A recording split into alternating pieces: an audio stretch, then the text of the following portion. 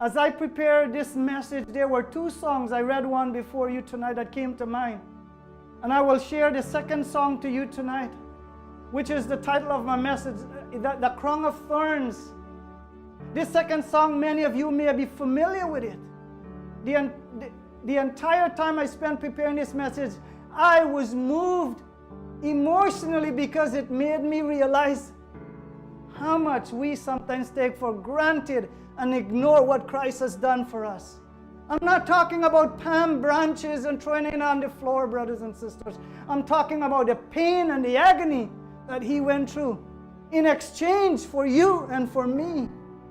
Until we can grasp the true meaning of what took place during the final hours of Christ's life, you will never, never appreciate and understand God's plan for salvation that He offered to us through Jesus Christ.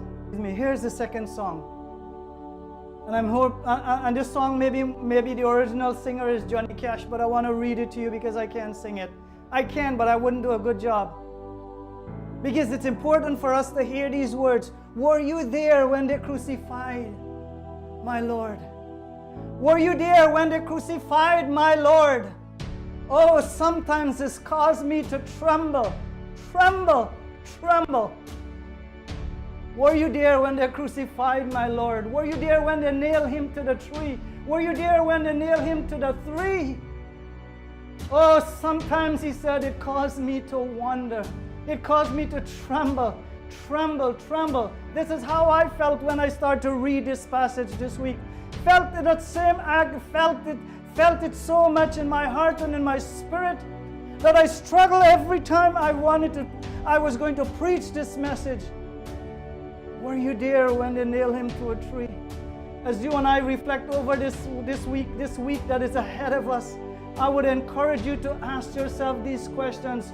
Were you there when they spat upon Him? Were you there when each of the Roman soldiers took the reed and were lifting their hands and slamming it into His head and His face? Were you there when they stripped Him naked so that you and I could be clothed in the righteousness of Christ? Were you there when they put a crown of thorns on His head so that you and I will be called the children of the Most High God? Were you there? Yes. Yes. Yes. Yes, you were there. Because you know why? He stood there for you and me. He took our place. He became the sin who knew no sin. That is what Jesus Christ did for you and me. Going back to the first song, and I want to ask you this question. How can you refuse Him now? How can you turn away from His love? How can you choose anything else? How can you choose anything else? How can you hear God's plan of salvation? How can you hear what He has done for you and turn your back on Him? There are many people today hear the good news of the gospel and yet refuse this great plan of salvation. You may refuse it now, but one day, brothers and sisters, one day you will stand before the judgment seat of Christ. One day you will stand before this living God. And those who know Jesus Christ as Lord and Savior, I want to encourage you.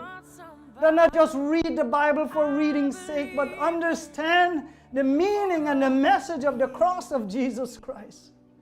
Understand what He has done for you. Night is stolen when I'm slamming all the doors you've opened.